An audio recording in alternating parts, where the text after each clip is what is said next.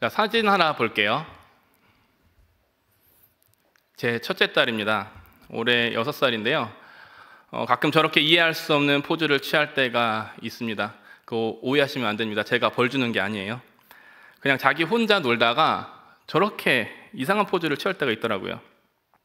어젯밤에 자려고 누웠는데 딸아이가 잠이 좀 오지 않았나 봅니다. 평소와 달리 잠을 자지 않고 계속 저런 포즈로 장난을 쳤습니다. 그러다 아빠한테 잔소리를 듣고 잠이 들기 시작했는데요. 딸의 행동을 보고 제가 아내에게 이렇게 이야기했습니다.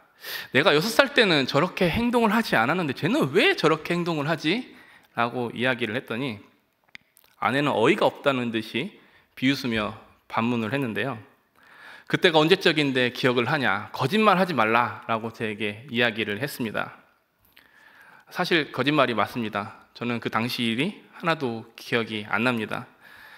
그냥 아내한테 지고 싶지 않았어요. 그래서 계속해서 말도 안 되는 이야기들로 기억이 난다고 우겼지만 결국 혼만 나고 잠들었습니다.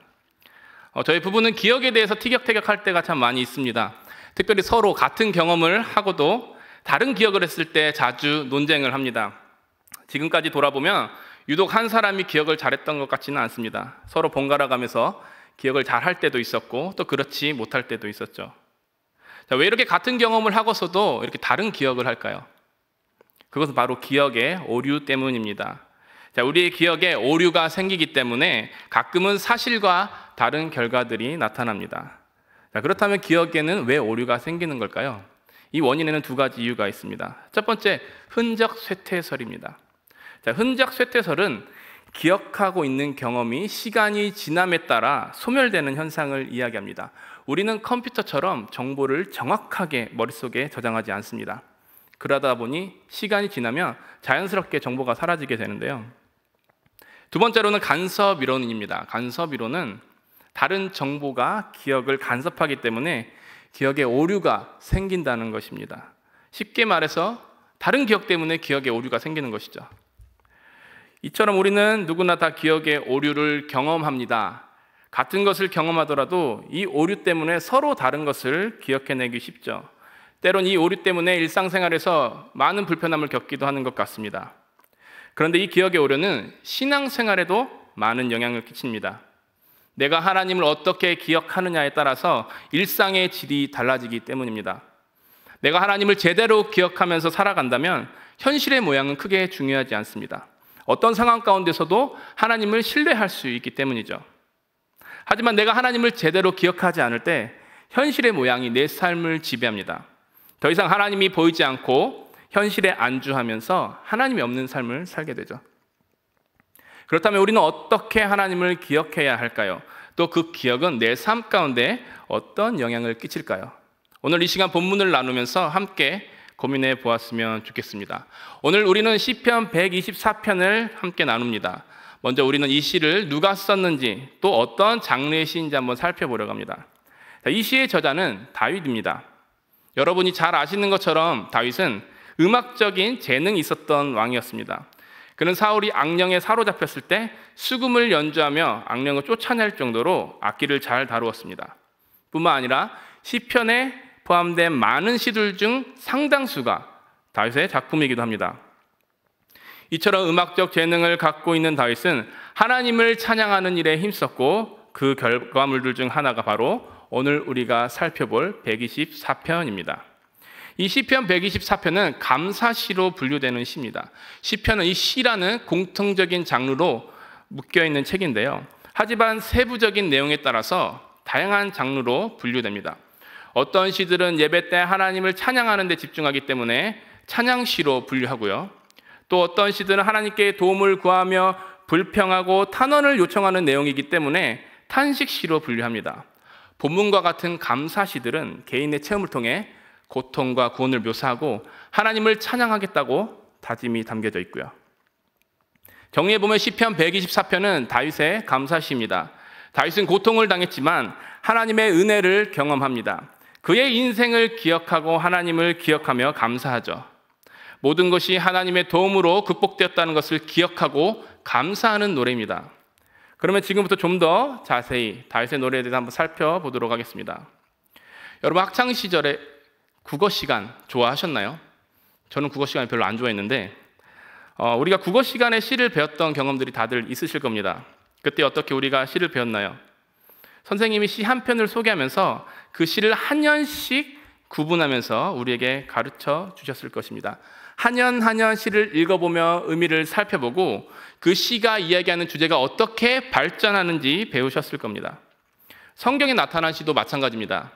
우리가 성경에 나타난 시를 제대로 읽어보기 위해서는 한 년 구분을 해서 읽어보아야 합니다. 그 시 속에 등장하는 주제들이 어떻게 그림이 그려지며 어떻게 발전하는 것인지를 살펴볼 때 우리에게 주어진 그 하나님의 말씀을 좀 더 풍성하게 이해할 수 있기 때문입니다. 먼저 첫 번째 예언입니다. 다윗은 이 시를 시작하면서 반복적으로 이렇게 이야기합니다. 여호와께서 우리에게 계시지 않았더라면 우리가 어떻게 하였으랴. 여호와께서 우리에게 계시지 않았더라면 우리가 어떻게 하였으랴. 다윗은 무엇을 이야기하고 있나요? 하나님께서 계시지 않는 상황을 가정합니다. 이 말은 다윗이 늘 하나님과 함께 있다는 것을 전제합니다. 하나님께서 다윗의 인생에 늘 함께 하셨기 때문에 하나님이 계시지 않는 상황을 전제하는 것이죠. 다윗은 어떤 상황에 빗대어 하나님이 계시지 않는다는 상상을 해봤을까요? 그것은 그의 고단했던 인생입니다. 조금 더 쉴 틈 없이 매몰차게 몰아쳤던 인생의 고단함을 돌아보며 하나님이 계시지 않는 상황을 상상하고 있는 것이죠. 다윗은 어떤 삶을 살았나요? 다윗은 목동으로 살다 하나님께 선택받은 사람입니다. 오늘 같은 시대는 상상도 할 수 없었던 인생 역전을 한 사람이 바로 다윗입니다. 하지만 그의 삶은 녹록지 않았습니다. 매 삶 매 순간이 위기의 순간이었기 때문입니다.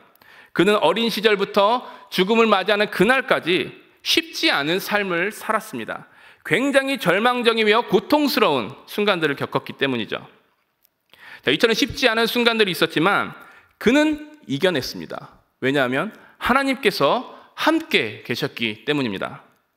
하나님께서 다윗과 함께 하셨기 때문에 모든 어려운 상황들을 잘 이겨낼 수 있었습니다. 이런 경험을 했던 다윗이기에 하나님이 계시지 않았다라면 어땠을까라고 상상을 해본 것이죠. 하나님이 계시지 않았을 때 사람들이 자신을 공격했다면 상황이 어떻게 달라졌을까라고 질문을 던져본 것입니다. 어땠을까요? 이 상상대로 만약 다윗의 인생 가운데 하나님이 계시지 않았다면 어떤 결과가 나타났을까요? 이언에서 그 이야기들이 등장합니다. 다윗은 그때라는 말을 3절에서 5절 사이에 3번을 반복합니다. 자신이 어려움을 당했던 그때, 사람들과 함께 고통받았던 그때를 이야기합니다. 이때 만약 하나님이 계시지 않았다면 어땠을까 하고 상상해 보는 것이죠. 다윗은 그때 하나님이 계시지 않았다면 분노가 야수와 같이 덮치고 물길에 휩쓸릴 것이다 라고 이야기합니다. 우리 성도 여러분 한번 상상해 보도록 하겠습니다. 만약입니다. 만약 이 시간 여러분들 앞에 곰 한 마리가 출몰했다고 상상해 봅시다. 여러분 무엇을 할 수 있으세요? 이 곰 한 마리가 여러분들을 덮치려고 할 때 여러분들은 어떻게 반응할 수 있으신가요? 또 만일 이 시간 이곳에 시간당 1000mm 이상의 비가 내려 홍수가 나고 태풍이 몰아친다고 한번 상상해 보겠습니다. 우리는 무엇을 할 수 있을까요? 비가 오고 물이 나며 바람이 붙을 때 우리는 우리의 힘으로 이 상황을 어떻게 이겨낼 수 있을까요? 지금 얘기했던 이 상황들, 이 상상들 사실 지금 이 시간 우리에게 일어나기 힘든 일입니다. 하지만 만약에 일어난다면 우리는 아무것도 할 수 없을 것입니다. 야수의 공격에도 별다른 대응을 하지 못할 것이고요. 엄청난 폭풍이 휘몰아치며 속수무책으로 당하게 될 것입니다. 분노가 야수처럼 덤벼들고 물길에 휩쓰는 이 시적인 그림들, 이 그림들은요 인간이 극복할 수 없는 어려움들을 묘사합니다. 다윗은 우주적이고 자연적인 재앙을 자신의 시 속에 그려 넣습니다. 자신이 겪은 많은 어려움들이 스스로의 힘으로 극복할 수 없는 일들이라는 것을 강조하기 위해서입니다. 하나님이 계시지 않았다면 자신은 그 일들 때문에 파괴되었을 것이다 라고 상상하고 있는 것이죠. 그런데 다윗은요 이 시적인 그림들을 비슷하게 반복하면서 표현을 합니다. 우리 화면을 한번 살펴볼까요? 화면을 보면 시 속에 묘사된 그림들이 점점 더 발전하는 것을 알 수 있습니다. 분노가 활활 타올라 야수와 같이 다윗을 삼키려고 합니다. 자, 물이 시내가 되고 시내가 넘치는 물이 되어서 다윗을 휩쓸고 삼키려고 합니다. 자, 다윗은요, 이러한 표현을 통해서 자신에게 처했던 그 어려움을 점점 더 고조시키며 강조하고 있습니다. 다윗은 자신이 겪었던 절망적인 상황들을 시적인 언어로 극에 달해 표현했지만 결과적으로는 아무 일도 일어나지 않았습니다. 분노가 그들을 삼키고 넘치는 물이 그들을 덮치는 일은 실제 일어나지 않았던 것이죠. 왜냐하면 하나님께서 다윗과 함께 하셨기 때문입니다. 다윗은 하나님께서 자신을 원수의 무기로 내어주지 않았다고 고백합니다. 하나님께서 다윗과 함께 하셨기 때문이죠. 그에게는 많은 어려움이 있었지만 이겨낼 수 있었습니다. 그들은 스스로 극복할 수 있는 힘이 없었지만 극복할 수 있었죠. 왜냐하면 하나님이 그와 함께 계셨기 때문입니다. 이때 이 구원의 은혜를 표현하기 위해 새라는 그림을 가져옵니다. 끊어진 올무에서 벗어난 새. 이 새의 그림을 가져와 하나님의 기적적인 구원을 이야기합니다. 도저히 극복할 수 없는 절대절명의 위기를 벗어난 것이죠. 하나님이 베푸신 구원은 이런 구원입니다. 그저 그런 어려움이 아니라 그 누구도 쉽게 해결할 수 없고 극복할 수 없는 불가능한 상황 가운데서의 구원. 이 구원이 바로 다윗이 경험한 하나님의 구원입니다. 다윗은 이러한 구원을 베푸신 하나님께 영광을 올려드립니다. 도저히 극복할 수 없는 이 어려움들, 스스로 이뤄낼 수 없는 그 구원, 그 은혜를 베풀어 주신 하나님께 영광을 돌리며 이렇게 고백합니다.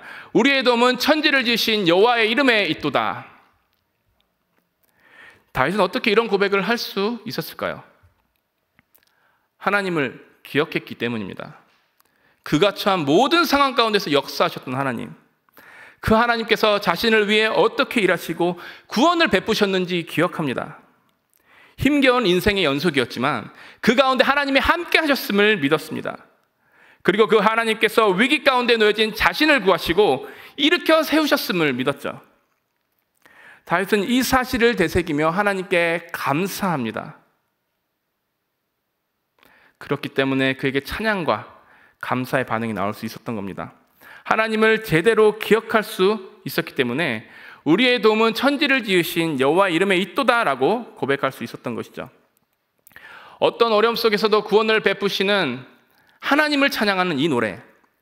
그런데 이 노래는 다윗 개인의 차원에 머무르지 않았습니다. 그의 후손들은 이 감사시를 성전에 올라가는 노래라는 시편의 한 범주에 편입시켜 순례의 여정 가운데 사용했습니다.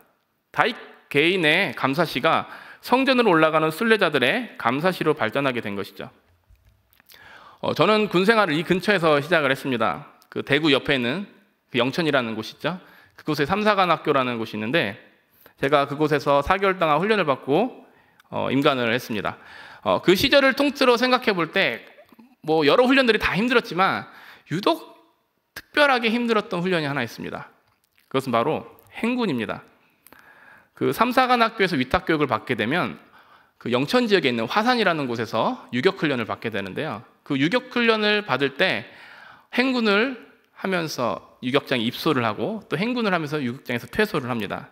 저는 입소할 때 40km 행군을 했고요. 퇴소할 때 60km 행군을 했습니다.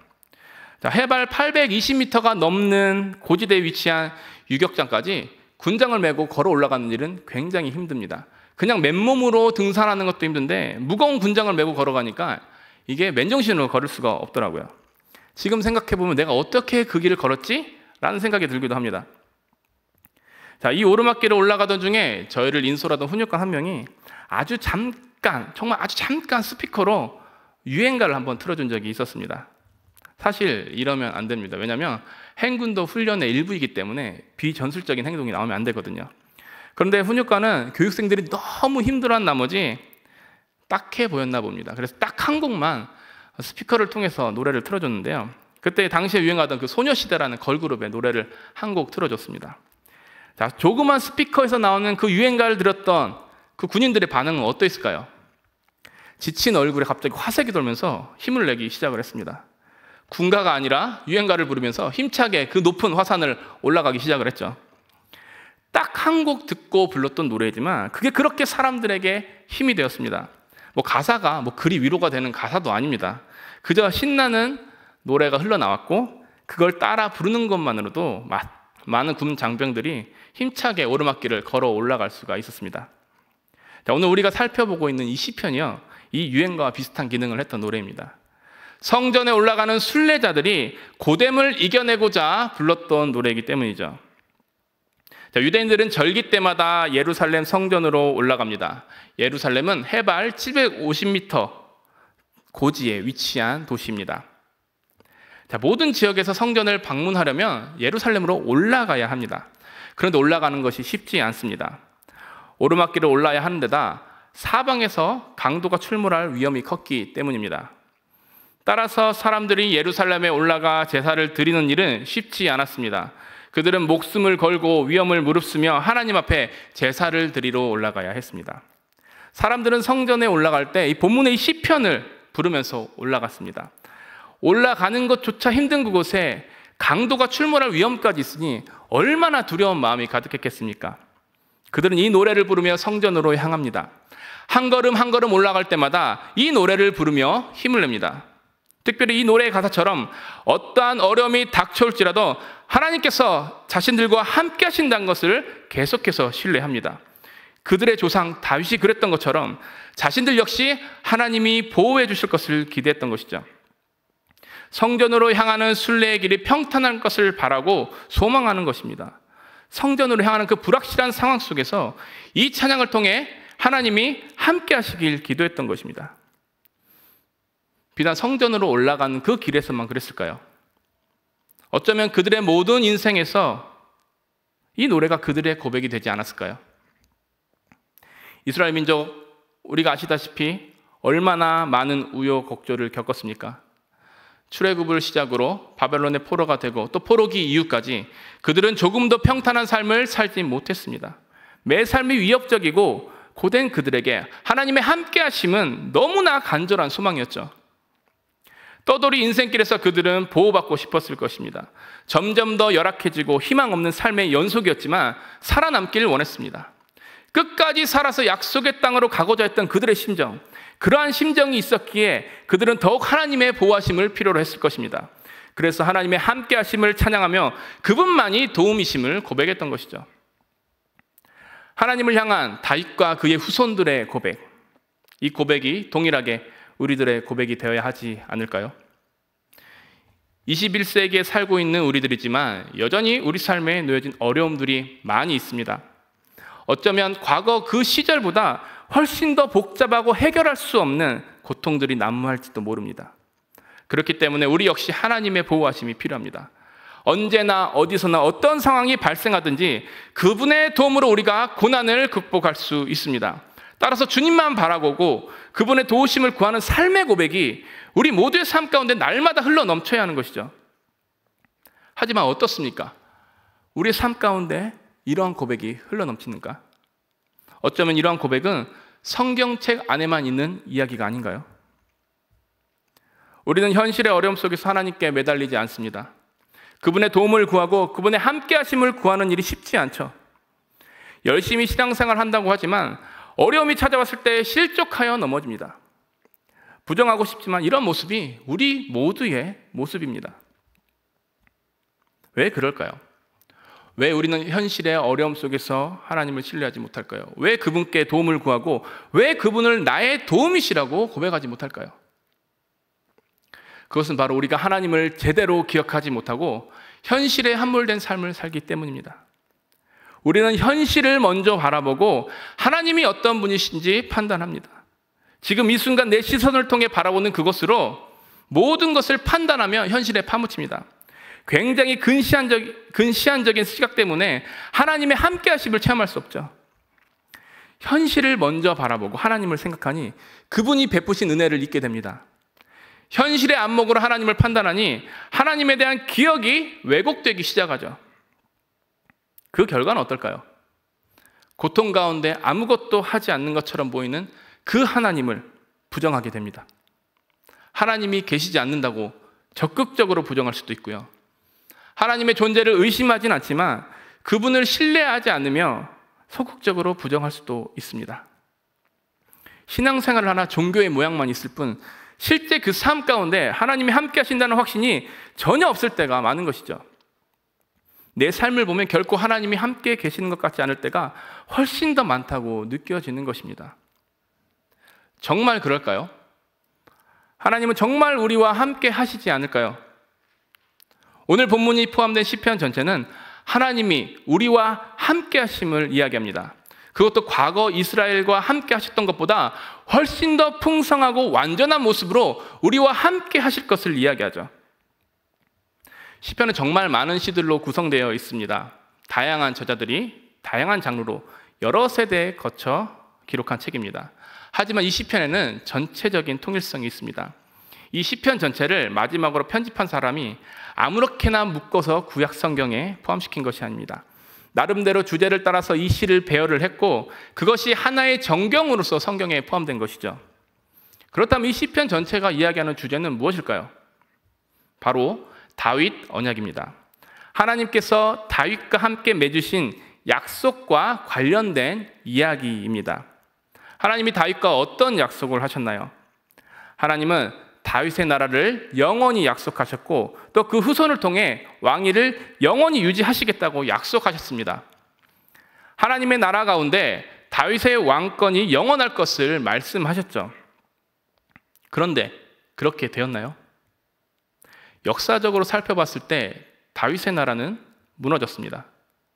이스라엘은 하나님께 반역하고 또 그 약속을 깨뜨려 버렸죠.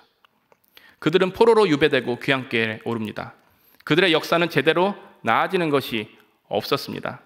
하나님의 약속이 없어진 것처럼 느꼈겠죠. 이 상황에서 이런 질문을 해볼 수 있습니다. 하나님의 약속이 사라졌나? 하나님이 실패하셨나? 하나님이 자기 백성을 떠나신 건가? 이 의문에 대한 해답이 시편 전체를 통해 제시됩니다. 화면을 한번 볼까요? 시편은 저렇게 5권으로 분류가 되는데요. 자, 1, 2권을 보면 다윗의 통치 아래 주어진 하나님의 은혜와 보호하심이 등장합니다. 3권은 다윗 왕조가 몰락한 이야기가 등장을 하고요.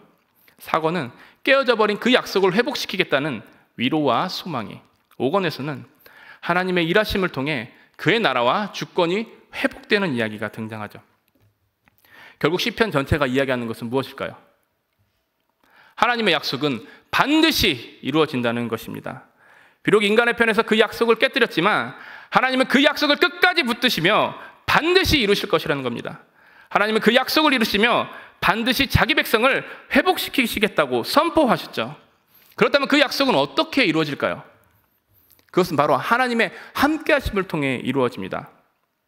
하나님은 예수 그리스도를 통해 자기 백성을 찾아오셨고 예수 그리스도를 통해 자기 백성과 함께하시며 예수 그리스도를 통해 그들을 회복시키기 시작하셨습니다. 하나님의 회복은 사람들의 기대와 달랐습니다. 사람들은 자신들을 괴롭히는 이방 민족들을 정복하는 메시아를 꿈꿨습니다. 하지만 하나님의 회복은 그런 회복이 아니었습니다. 현실의 어려움 이면에 도사리는 더 큰 죄의 문제를 해결하는 것이 하나님의 계획이었습니다. 하나님이 그들과 함께 하시며 누군가를 죽이고 정복하는 것이 회복이 아니라 죄를 해결하기 위해 희생하는 것이 하나님의 진정한 회복이었던 것이죠. 예수님은 이러한 목적을 가지고 이 땅에 오셔서 자기 백성과 함께 하셨습니다. 그분은 자기 백성의 고통 가운데 찾아오셨습니다. 그리고 그 고통을 함께 짊어지십니다. 그 고통의 연민을 느끼시고 그 고통의 아픔을 느끼셨습니다.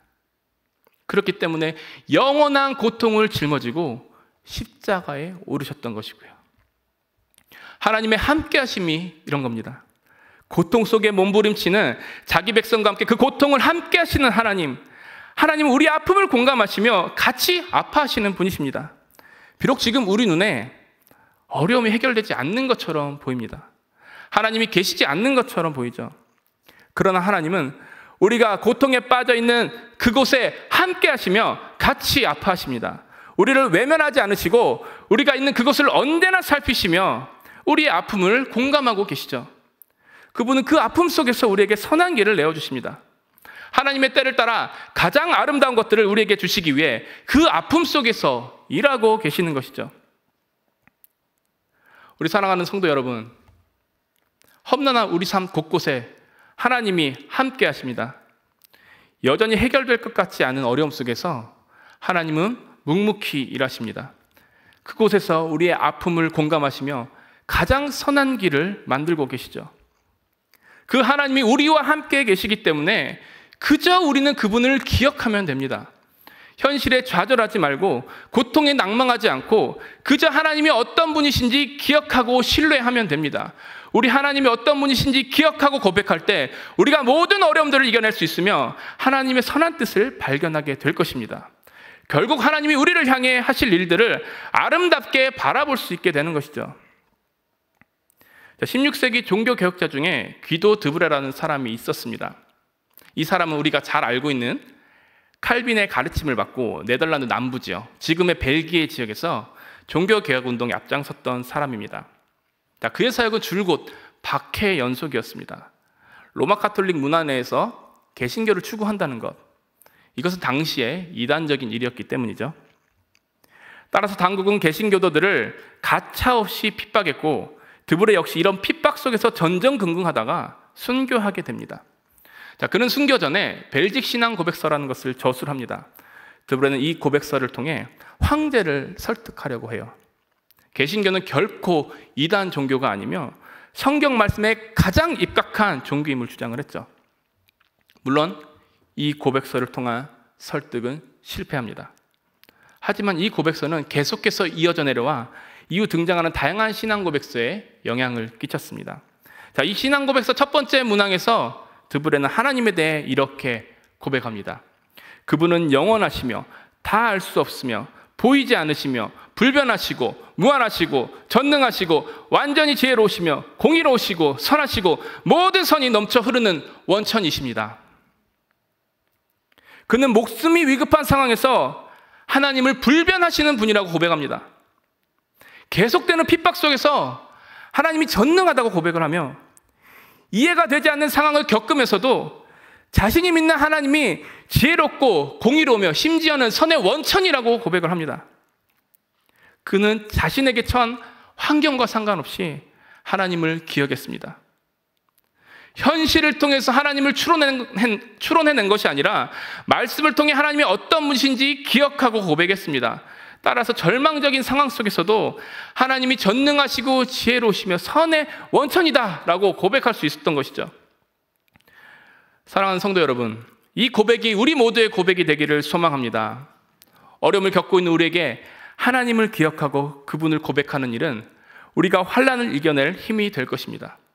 또한 우리가 고백하는 그 하나님께서 우리를 반드시 이 어려움 속에서 구해 주실 것입니다. 현실을 보고 하나님을 판단하는 것이 아닙니다. 하나님을 기억하고 현실을 바라봐야 합니다. 그래야 기억의 오류가 없습니다. 우리가 경험한 그 하나님의 은혜를 기억하고 현실을 바라볼 때 비로소 승리의 삶을 살 수 있는 것입니다. 지금 우리가 있는 이곳은 막힌 동굴이 아니라 출구가 있는 터널입니다. 지금은 앞이 보이지 않는 깜깜한 곳이지만 조금씩 걷다 보면 반드시 빛이 들어오는 출구가 보일 것입니다. 성령님은 지금도 우리를 터널 밖으로 인도해 주고 계십니다. 이 말씀 기억하시면서 환난 가운데서도 나를 구원하신 그 하나님을 기억하며 현실을 바라보고 승리하시는 모든 성도님들 되시기를 주님의 이름으로 축복합니다.